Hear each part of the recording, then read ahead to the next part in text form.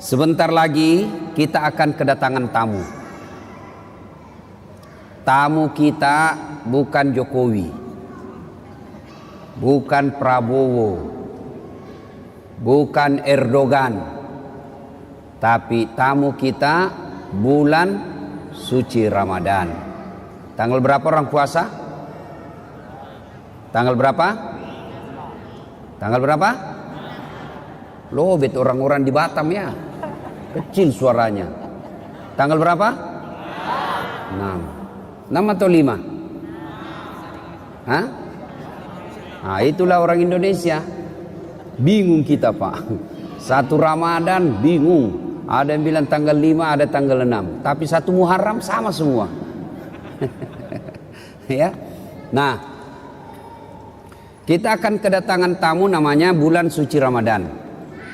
Ibuku di kampung, kalau dia mau kedatangan tamu, maka dia segera berbenah diri.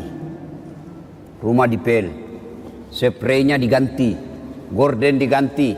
Bahkan menu makanan pun lain dari biasa. Bahkan dia bilang, potong ku ayam, ada tamu mau datang.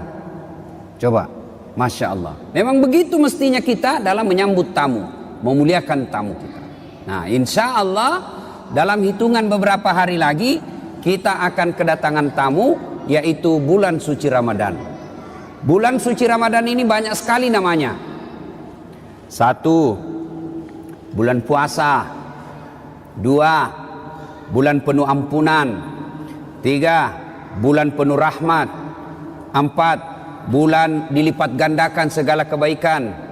5. Bulan ada di dalamnya bulan yang lebih mulia, satu malam lebih mulia daripada 1000 bulan. Banyak macam, subhanallah, banyak sekali nama-nama bulan suci Ramadan ini.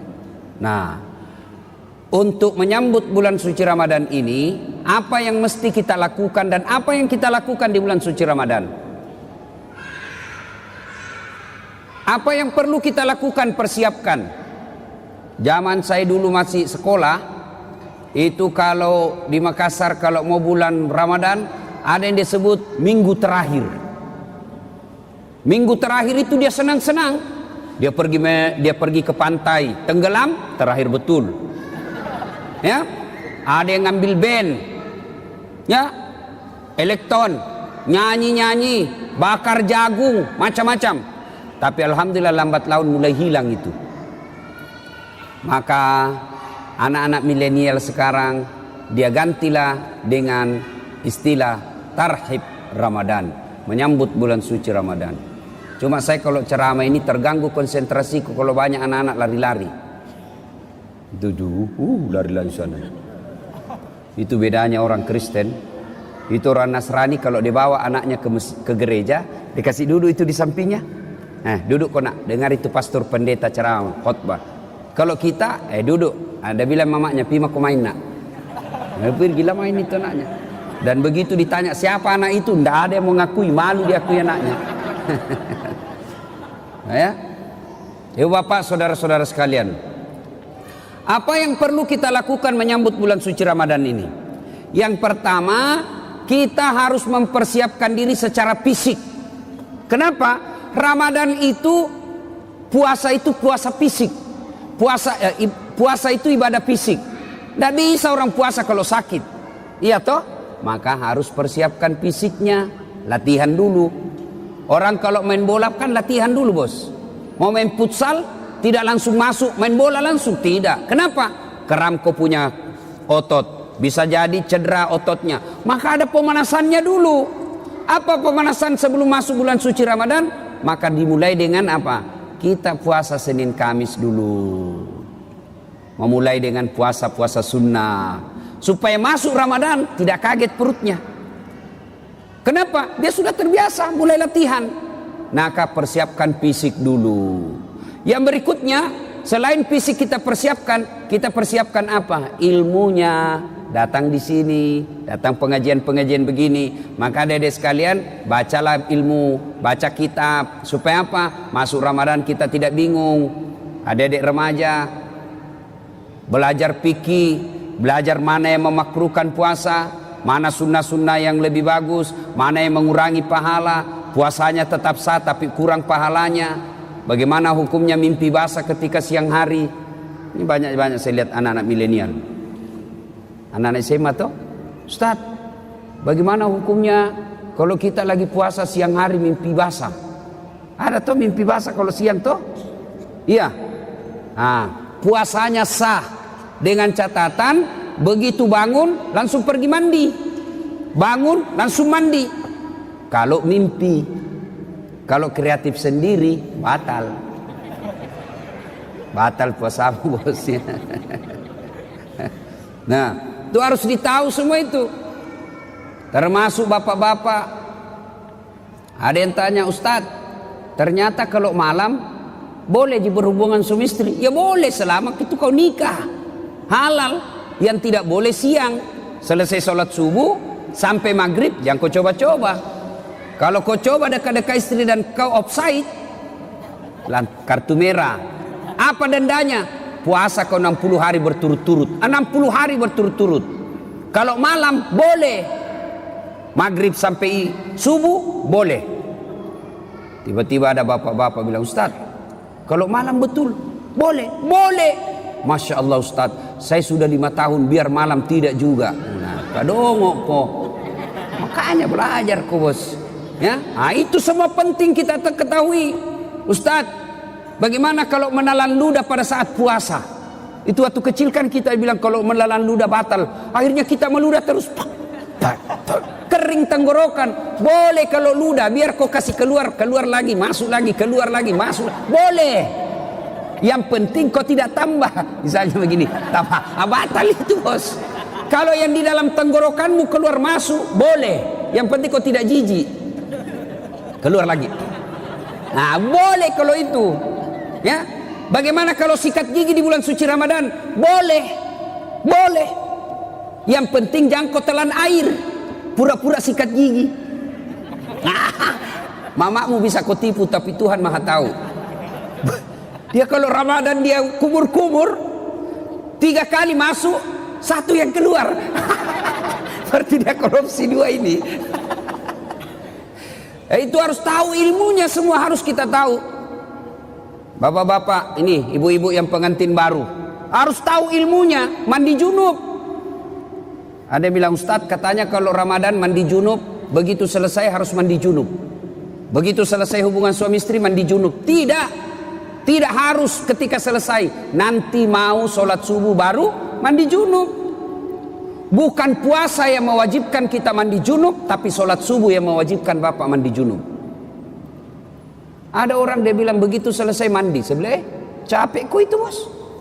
Pengantin baru sudah buka begitu mandi kok masih baik itu kalau jam 8. Pulang taraweh begitu lagi mandi kok lagi. 2 kali mau mandi. Sekalinya mau tidur jam 11 begitu mandi lagi. Bangun jam 2 begitu mandi lagi. Sekalinya mau makan sahur begitu mandi lagi. 5 kali mandi 1 malam. Mesek kok bos. Jadi kapan mandinya? Episode terakhir. Nah ada juga kalau misalnya cuman jangan kau ketawa anak muda, ini urusan orang tua. Nah, ada juga yang misalnya malam, misalnya jam 11 mau tidur. Ya. Kapan mandinya? Apakah sebelum makan sahur? Jadi kalau bapak makan sahurnya jam 2, apakah mandinya sebelum jam 2? Tidak. Bukan makan sahur yang mewajibkan bapak mandi junub. Tapi kapan? Sebelum sholat subuh. Jadi saya ulangi, sholat subuh yang mewajibkan ibu bapak wajib mandi junub, bukan karena puasa. Itu harus ditahu semua. Maka sebelum masuk puasa belajar. Ya. Nah, persiapan secara fisik, kemudian persiapan ilmu, mendatangi majelis-majelis, mendatangi kajian-kajian. Tidak ada kajian maka silakan googling, cari kok di YouTube, ceramah-ceramah, cari kalau ada perbedaan pendapat, bandingkan lagi menurut Ustadz Abdul Somad ini, menurut Adi Hidayat ini, menurut Khalid Basalama begini. Sudah itu, yang penting kau ikhtiar, sudah berusaha mencari ilmu, kau ragu, ikhtiar, salatlah, minta petunjuk dan hidayah dari Allah. Sudah itu, hakul yakin, jangan lagi ragu. Ini sekarang kan sudah banyak ustadz-ustadz kondang kok. Iya toh? Cuma jamaah sekarang bukannya mengamalkan ceramahnya Pak Ustadz, dia jadi yuri. Dia menjadi tim penilai. Wah, kalau ini ceramah bagus, kalau ini bikin ngantuk, kalau ini jelek, kalau ini. Memangnya kau menjadi festival penceramah? Amalkan ilmunya orang, bukan membanding-bandingkan. Ya, sebelum masuk Ramadan. Berikutnya lagi, sebelum masuk Ramadan, apa yang perlu kita lakukan? Cari musuhmu,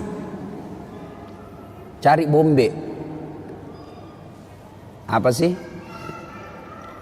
yang kau tidak bertutur sapa? Musuh. Gara-gara pilpres, satu dukung Jokowi, satu dukung Prabowo, bertengkar di grup. Akhirnya ketemu ndak baku sapa. Assalamualaikum, dia tahu kalau saya tunda dulu salamku deh, karena nanti saya baku hadapan, nanti selesai baru assalamualaikum. Padahal duduk samping. Selama masih musuhan, minta maaf. Kalau bapak masih musuhan masuk Ramadan, sah puasanya, tapi sayang amal-amal Ramadannya tidak dicatat. Nanti dicatat di buku amalnya setelah dia baikan sama musuhnya, termasuk yang suami istri. Itu di Sulawesi ada orang bertengkar sama istrinya gara-gara beda capres. Ya, ibu, bapak-bapak yang pernah sakiti istri minta maaf. Minta maaf sebelum masuk Ramadan. Bagaimana cara minta maafnya? Jabat tangannya, senyum, pandang matanya, jangan jabat tangan. Senyum kok bos. Ada orang jabat tangan menakutkan matanya. Kok tidak ikhlas itu? Senyum. Sudah itu apa? Salawat kepada Nabi. Allahumma shalli ala sayyidina Muhammad wa ala ali sayyidina Muhammad. Berikutnya sebut judulnya dosa. Bu, maafkan saya bu. Kata istrinya, kenapa pak? Apa judulnya? Ndak enak saya ngomong sama kau ibu. Sebut, kata Ustaz Dasar, harus sebut. Ndak enak. Betul kau ndak apa-apa? Ndak apa-apa pak. Apa? Mohon maaf ibu, saya pernah selingkuh.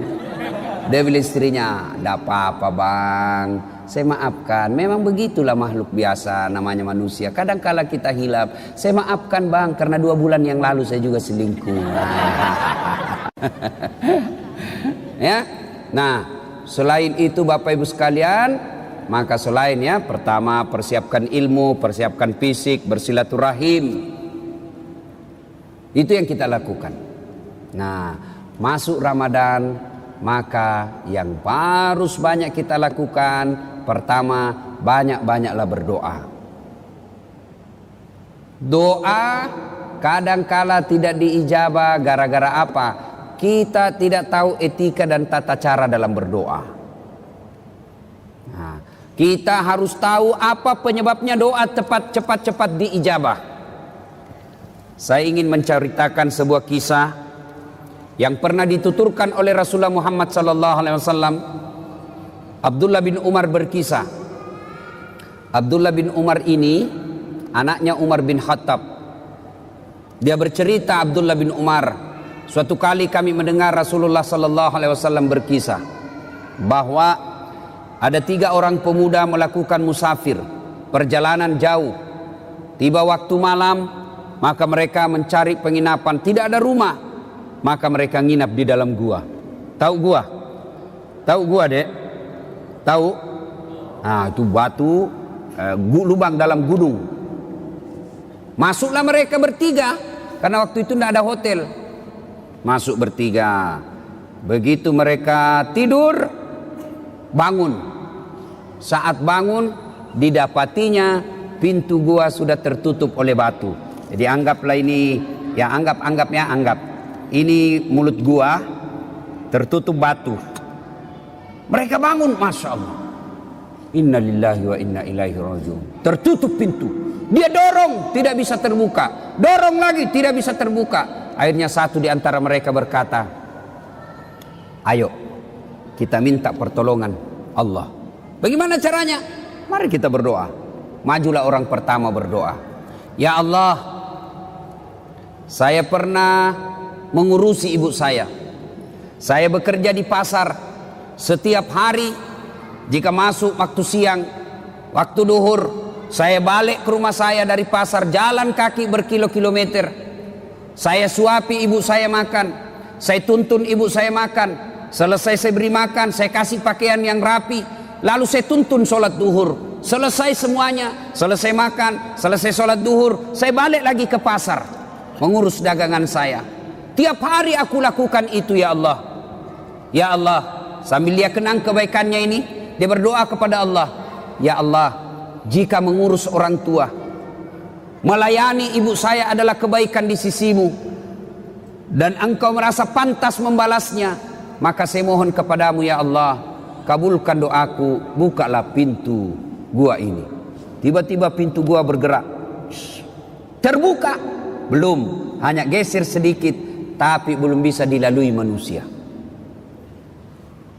Selesai berdoa, dia tunjuk orang kedua.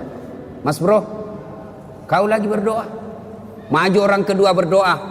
Ya Allah, saya pernah mencintai seorang perempuan yang tak lain adalah sepupuku sendiri. Saya sangat menyayanginya. Aku ingin sekali bersamanya. Dan dua satu ketika datanglah perempuan ini meminta tolong kepadaku. Mas, tolonglah saya, pinjami duitmu, saya butuh sekali duit. Katanya ini anak muda, boleh saya pinjami kamu, tapi dengan catatan temani saya tidur satu malam. Bagaimana caranya? Nah, kau bukan muhrim. Terserah. Mau kau saya bantu? Itu. Kalau kau tidak mau, tidak usah. Saya tidak pinjami kau. Karena butuh sekali ini perempuan. Akhirnya oke, saya terima persyaratannya. Maka ketemulah mereka di tempat yang mereka telah sepakati, pada jam yang mereka telah sepakati. Datanglah ini perempuan, mulai dengan berpakaian cantik sampai telanjang bulat. Telanjang bulat, bukan telanjang segitiga, telanjang bulat. Saya tidak tahu juga, jangan kau tanya saya kenapa disebut telanjang bulat. Saya juga tidak tahu kenapa, karena memang sudah begitu sejak lahir. Ditanya saya, kenapa orang tidak bilang telanjang segitiga ya? Telanjang segi empat atau telanjang persegi empat, telanjang bulat. Tidak tahu kenapa, jangan kau tanya saya tidak tahu jawabannya. Dia sudah telanjang bulat ini perempuan, ini laki-laki sudah mau mendatanginya. Tiba-tiba laki-laki ini seolah-olah melihat rambu lalu lintas. Huruf P silang warna merah. Dilarang parkir. Oh, tidak jadi ini laki-laki. Astagfirullah.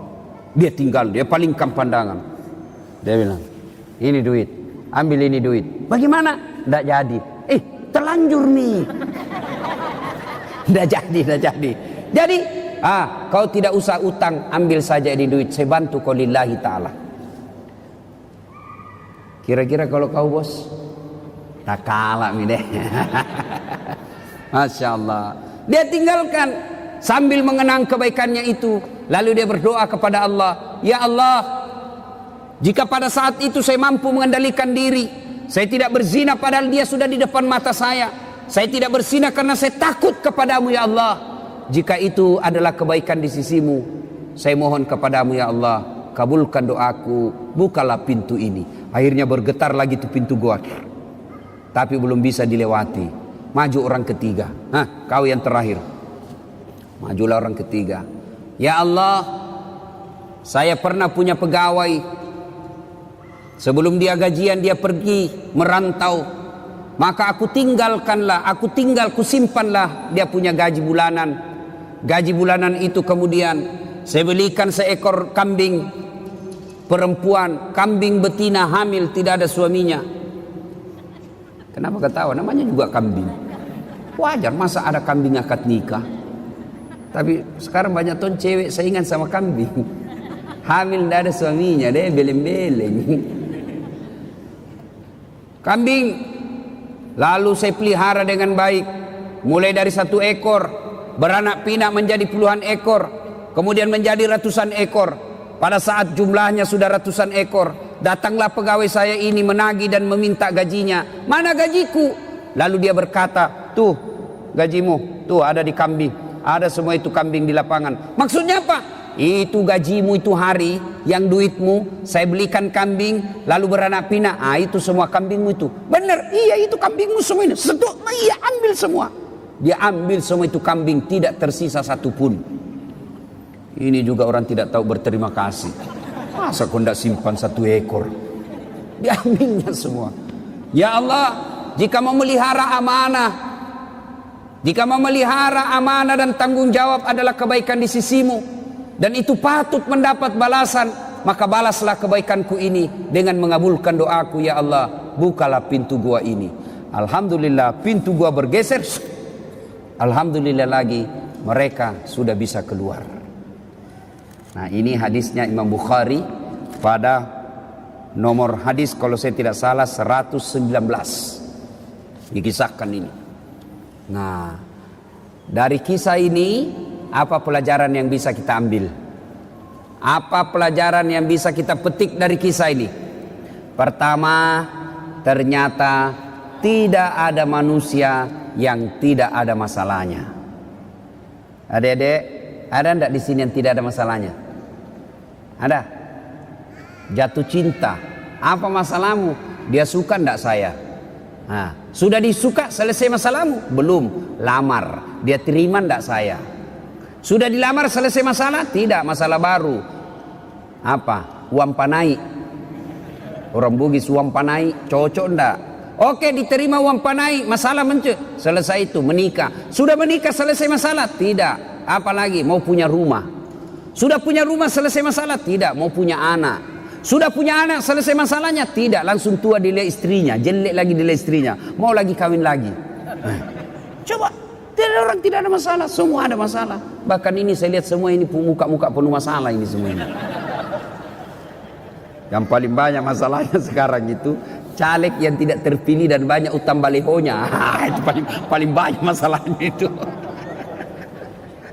Ayo, tidak ada orang tidak ada masalahnya. Semua punya masalah. Belajar dari kisah tadi, jangankan kita yang tinggal di kota Batam, ini saja manusia dalam gua ada masalahnya, apalagi kita.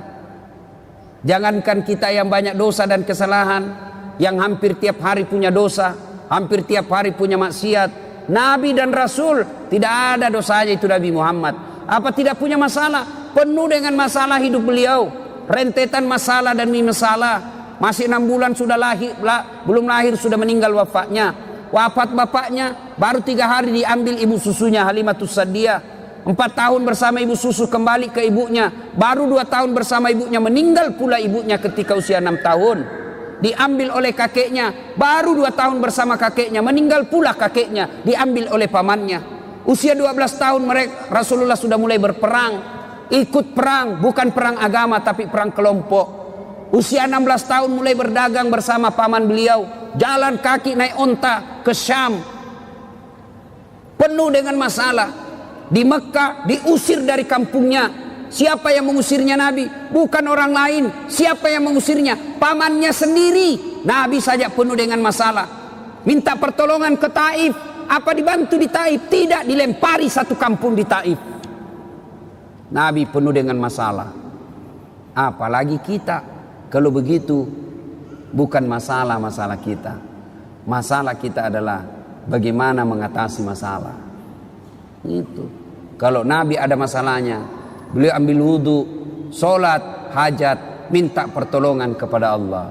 Kita ada masalah, ambil HP, update status, berdoa di Twitter, berdoa di Facebook. Sedikit-sedikit, ya Allah lindungilah suamiku. Ya Allah murahkan rezekiku. Update status lagi, ya Allah halalkan segala usahaku. Sibuknya itu Tuhan mau baca statusmu. Berdoa di status bos. Berdoa di atas sajadah selesai sholat. Maka adik-adik ketika ada masalah, diajarkan Ali dari kisah ini, semua ada masalah. Tidak ada manusia yang tidak ada masalahnya. Kamu pikir ustadz tidak ada masalahnya? Wow, ustadz juga banyak masalahnya. Satu hari dikasih 5 ceramah, masalah itu juga itu. Capek orang bos. Coba, kadangkala datang capek kita selesai ceramah disuruh lagi selfie. Selfie ustadz, selfie lagi selfie. Orang sudah keringatan, capek, selfie. Disuruh senyum, orang capek ini. Coba. Semua orang punya masalah. Tidak ada orang tidak punya masalah. Semua orang punya masalah. Alhamdulillah. Allah cuma minta sabar, sempurnakan sholat. Ya, ada masalah, ngadulah kepada Allah, berdoalah kepada Allah. Ya. Belajar lagi dari kisah ini. Ternyata dalam berdoa boleh menyebut kebaikan. Dalam berdoa ibu boleh menyebut kebaikan, tapi bukan menyebut kebaikan kepada manusia, tapi menyebut kebaikan kepada Allah. Yang berdosa yang tidak boleh, bapak cerita ke tetangga, kau tahu Dasat Latif itu dari Makassar, itu jadi ustadz. Saya kasih sekolah itu dari SD SMP. Saya lihat itu dia tidak ada papanya, saya yang kasih sekolah, tidak jadi manusia itu kalau bukan saya. Tidak boleh begitu, tidak boleh. Tapi menyebut kebaikan kepada Allah ketika berdoa boleh. Ya Allah, saya pernah ngurus anak yatim piatu. Sepupu saya sekolahkan, mulai dari SD, SMP, SMA, kuliah. Lalu aku nikahkan dengan wanita baik-baik. Lalu dia sekarang sudah menjadi orang yang berhasil. Jika itu adalah kebaikan di sisimu ya Allah, kabulkan doaku ya Allah, murahkan rezekiku ya Allah. Boleh.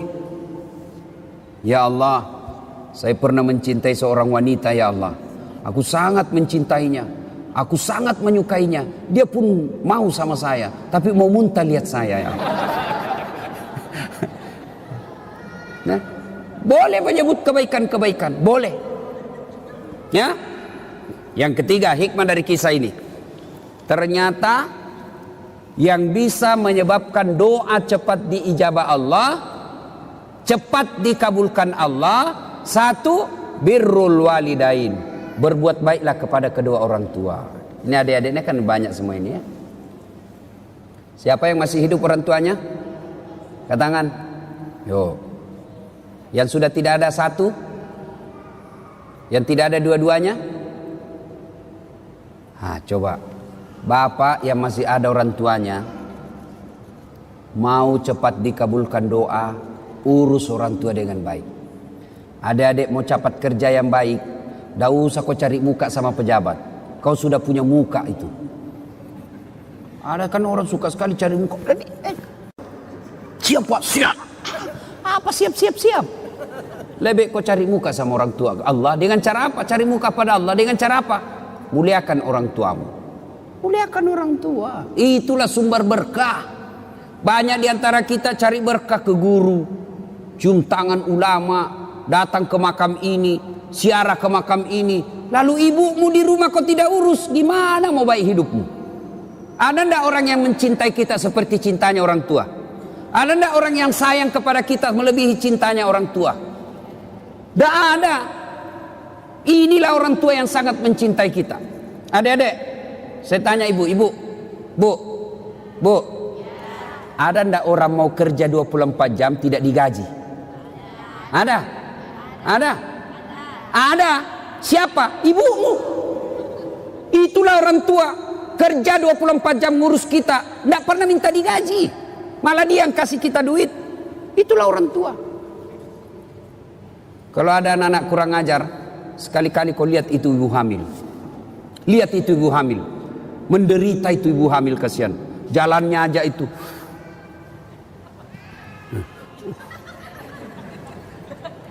Coba tuh. Apalagi kalau dia sudah 7 bulan. Kakinya ada di sini. Naila di sini. Mesut nih. Coba tuh. Kasihannya itu ibu hamil. Tuh. Apalagi kalau dia tidur, coba lihat ibu hamil kalau tidur, tidak ada enaknya. Satu aja kasihan gayanya itu, gaya pasrah. Coba. Ya bu ya. Apalagi kalau melahirkan. Ibu pernah bayangkan, masih ingat waktu melahirkan bu? Masih? Ada ibu-ibu melahirkan senyum. Mentang-mentang dia artis, keluar kok nak. Mati.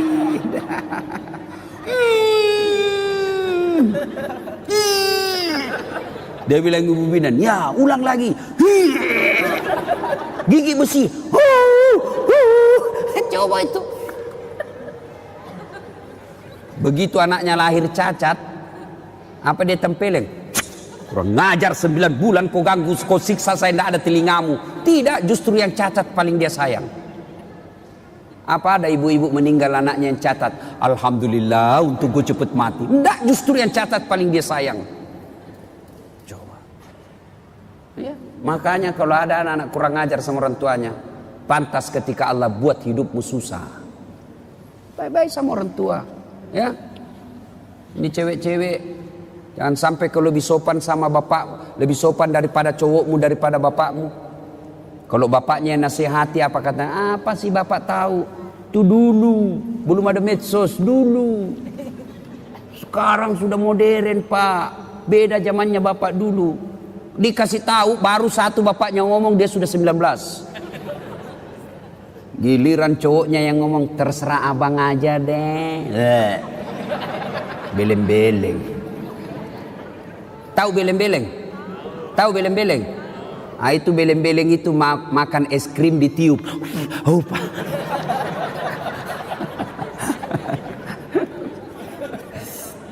Iya. Berbuat baiklah sama orang tua. Adik-adik, bagaimana cara berbuat baik sama orang tua? Satu, suara tidak boleh lebih keras dari ibu. Itu jelas, itu protapnya. Dalam Quran sudah jelas sekali protapnya. Imma yablughanna indakal kibra ahaduhuma au kilahuma fala takul lahuma uf wala tanharhuma wa kullahuma qaulan karima. Itu sudah ada dalam Quran itu. Jangan kau berkata, sakit hatiku Ustaz. Berapa sakit hatimu dibanding sakitnya melahirkan? Ada kan ibu, ada kan anak-anak kasihan itu, siapa yang besarkan? Neneknya. Sejak lahir ditinggal sama ibunya. Ibunya pergi menikah lagi, bapaknya menikah lagi. Akhirnya ini anak dibesarkan oleh neneknya, disekolahkan dengan baik, dapat kerja yang baik, ternyata baru pulang ibunya. Ibunya gagal pernikahan keduanya, bapaknya pun demikian. Lalu datanglah ini orang tua ke anaknya yang tidak pernah diurusnya. Ini anaknya marah. Apa bapak saya dia terima beres, ibu saya tidak pernah diurus. Biar kau kasih haji ibumu 2 kali. Kau belikan ibumu 1 kilo emas. Kau bikinkan istana belum seimbang dengan darah yang ada menetes dalam dirimu. Itu dari orang tua. Ya, jadi tidak ada jalan itu mau melawan orang tua.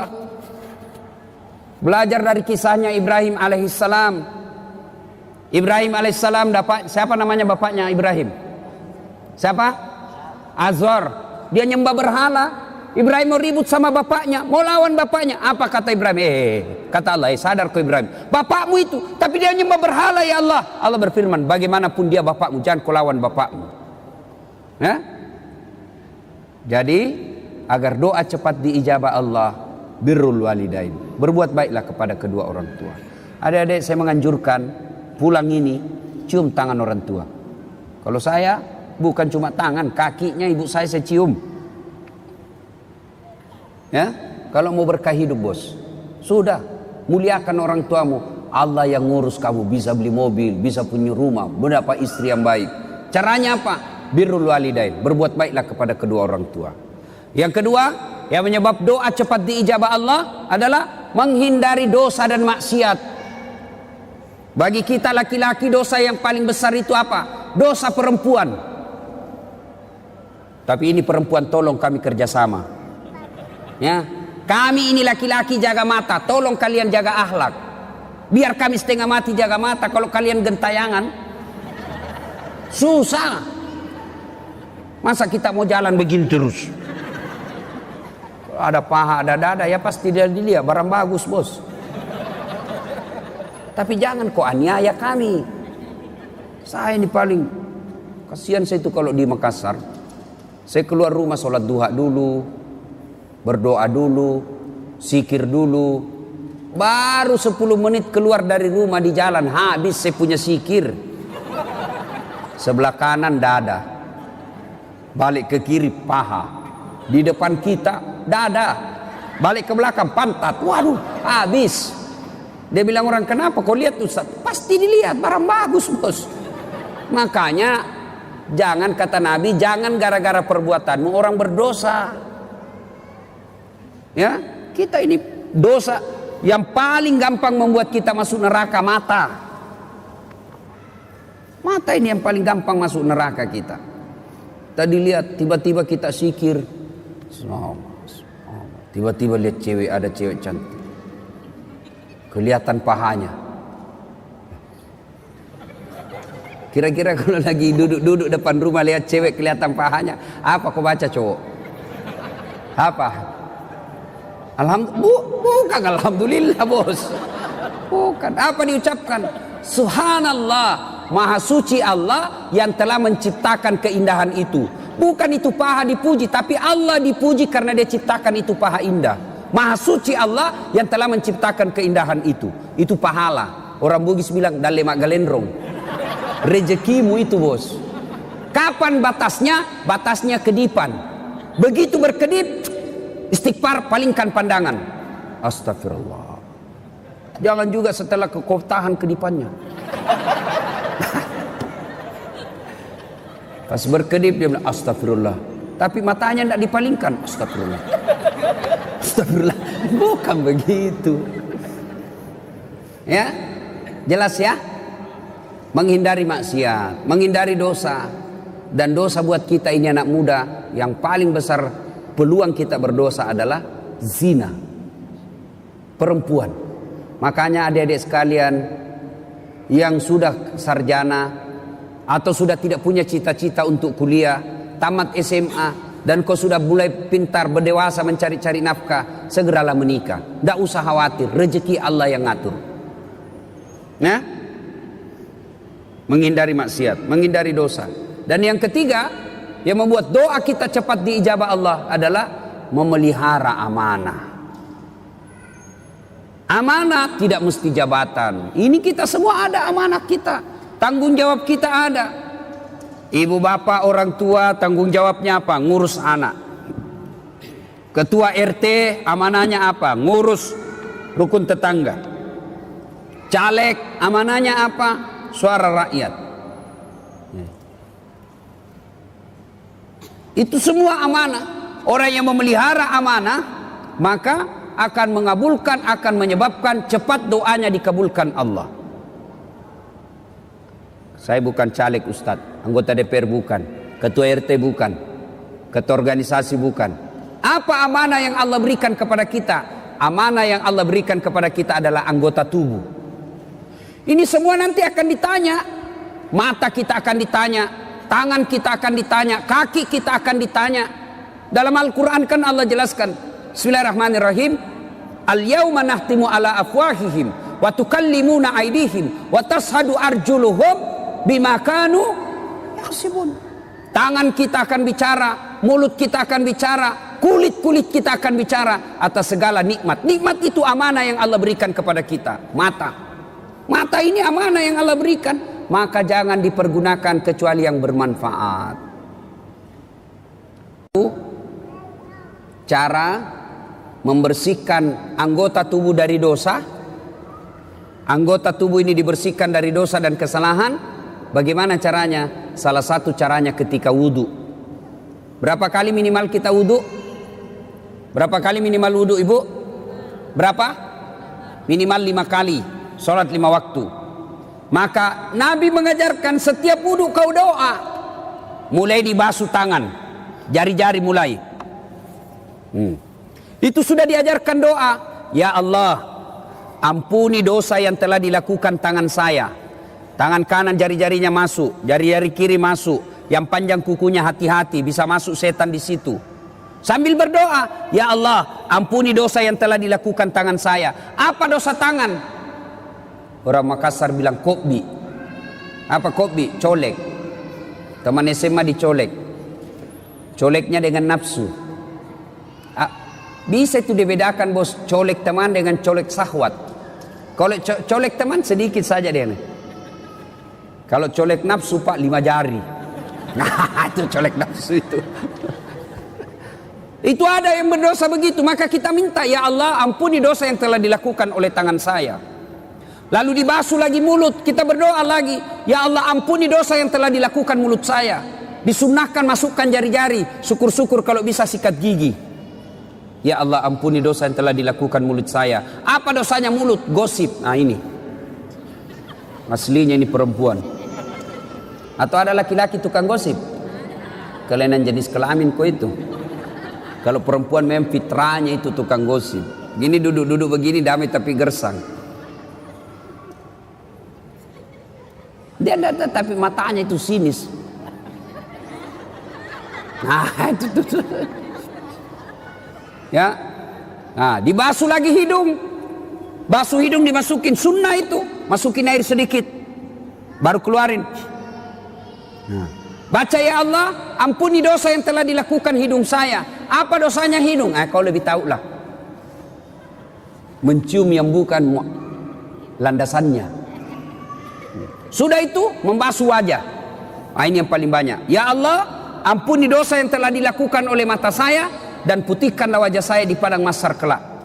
Nah, apa dosa mata? Ngintip. Nah, itu dosa.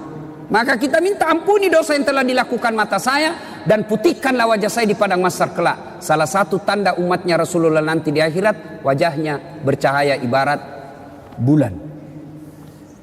Nah, sudah itu dibasuh lengan. Ini yang paling banyak kita salah. Basuh lengan sunnahnya dari jari ke siku.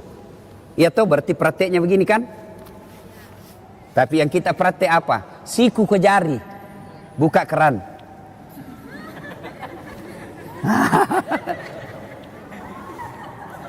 Salahkah? Tidak salah tapi tidak sunnah. Sambil terima telepon malah itu ini. Beleng-beleng. Ya. Ya. Nah, pada saat itu kita berdoa lagi, ya Allah, ampunilah dosa yang telah dilakukan oleh tangan saya dan berikanlah kitab kebaikan saya nanti di akhirat menerima tangan kanan. Itu kata Nabi, siapa orang yang diberikan kitab kebaikannya, ijazahnya, raporannya dengan tangan kanan atau dari depan, maka dia masuk surga. Sebaliknya, apabila diberikan kitabnya dari tangan kiri atau dari belakang, maka dia masuk neraka. Maka kita berdoa, ya Allah, berikan catatan kebaikanku nanti di akhirat menerima tangan kanan. Ya, sudah basuh itu. Berikutnya, membasuh rambut. Ketika dibasuh rambut, disunnahkan lagi berdoa, ya Allah, ampunilah, ya Allah, haramkanlah diri saya disentuh api neraka. Dibasuh. Cuma biasa anak muda ini yang sisirnya sudah dikasih pamode apa? Hah? Pamode apa? Pomade. Nah itulah. Kita dulu waktu kecil Pak, tidak banyak jenisnya merek rambut. Anu ji, tanco. Kalau ngambilnya tidak cukup 1 jari, 2 jari ngambilnya. Baru itu sudah. Pas kena matahari keluar semua keringat di sini. Tanco. Sudah tanco modern sedikit apa? Minyak kemiri. Sekarang sudah baca cukurnya saja anak-anak sekarang model macam-macam. Ada sungainya. Ada kayak got di sini. Diganti gotnya di sini, ada juga di sini. Masya Allah. Sudah dikasih lah itu pamod. Oh rambutnya tidak mau goyang. Akhirnya wuduknya dia begini saja. Beleng-beleng. Ya, tidak sah itu wudukmu, pasti. Karena dalam Quran membasuh sebagian rambut. Jadi kalau kau tidak basuh rambutmu tidak sah. Ya Allah, haramkanlah diri saya disentuh api neraka. Sudah itu, basuh telinga, ampunilah dosa yang telah dilakukan telinga saya. Dan basuh kaki, ya Allah, ampuni dosa yang telah dilakukan kaki saya dan lekatkanlah kaki saya di jembatan Siratal Mustaqim nanti. 5 kali bos kita berdoa sehari semalam. 5 kali. Masa Allah tidak ampuni dosa? Cuma yang jadi masalah, kadangkala kita wudu buru-buru. Selesai. Bahkan sambil menyanyi. Yo ayo, yo ayo, yo ayo, ay. Ya? Nah, saudara-saudara sekalian, inilah 3 yang membuat doa kita cepat diijabah Allah. 1, birrul walidain. 2, hindari maksiat. 3, memelihara amanah. Kalau 3 hal ini dilakukan pada saat bulan suci Ramadan, maka banyak-banyaklah meminta kepada Allah. Dalam bulan suci Ramadan, Allah malu tidak mengabulkan doanya orang-orang yang berdoa. Maka manfaatkanlah bulan suci Ramadan, banyak-banyak berdoa. Saya sudah berdoa Ustaz, sudah saya lakukan itu yang 3 sunnah tadi ini. Kenapa doaku tidak dikabulkan Allah? Berarti apa yang kalian minta tidak baik buat kalian. Ya Allah, mudah-mudahan suamiku bisa beli mobil. Malah mobil terjual. Allah tahu ibu, kalau ada mobilnya suami dipakai selingkuh. Allah tahu. Ya Allah, mudah-mudahan saya bisa lulus universitas terkemuka sesuai cita-cita dan impianku. Tidak lulus, jangan sangka buruk, sangka baiklah. Berarti apa yang kalian itu minta tidak baik buat. Ya Allah, mudah-mudahan bapakku tulus nyalek, kok tidak lulus, tidak lolos. Berarti bukan itu yang terbaik. Dan Rasulullah Sallallahu Alaihi Wasallam pernah mengisahkan di surga kelak ada orang masuk surga lalu diberi hadiah oleh Allah. Nih hadiahmu, ini banyak sekali hadiah. Lalu orang ini berkata, ya Allah, banyak begitu kau kasih saya. Rasanya amal yang saya lakukan di dunia tidak sebanyak ini. Kenapa banyak begini? Ibaratnya amalnya cuma 5, Allah kasih 5.000. Lalu Allah menjawab, ketahuilah, itulah doa-doamu yang tidak aku kabulkan ketika kau hidup di dunia. Karena saya tahu kau tidak mampu memikul apa yang kau minta itu. Berarti tidak ada doa yang tidak diijabah. Yang ada adalah Allah menunda doanya selama doa itu kita lakukan dengan sebaik-baik. Ibu bapak saudara-saudara sekalian, inilah tausiah kita pada hari ini. Mudah-mudahan ada manfaat dan kebaikan di dalamnya. Selamat memasuki bulan suci Ramadan. Kita berdoa, lagi berapa hari? Kurang lebih 8 hari lagi. 8 hari belum tentu masih hidup bos, 8 hari. 8 hari itu masih bisa kita meninggal 3 kali. Maka salah satu doa yang diajarkan menjelang Ramadan, ya Allah, pertemukan aku bulan suci Ramadan, panjangkan umurku supaya saya bisa menikmati bulan suci Ramadan. Ibu bapak saudara-saudara sekalian, inilah tausiah kita, mudah-mudahan ada manfaat. Saya tidak tahu apa ada tanya jawab atau tidak. Tidak ada kan? Tidak ada ya. Mana panitia? Saya sih berharap ada pertanyaan bagus, tidak ada lebih bagus lagi. Capek saya ini. Asli ya. Mungkin pengaruh umur.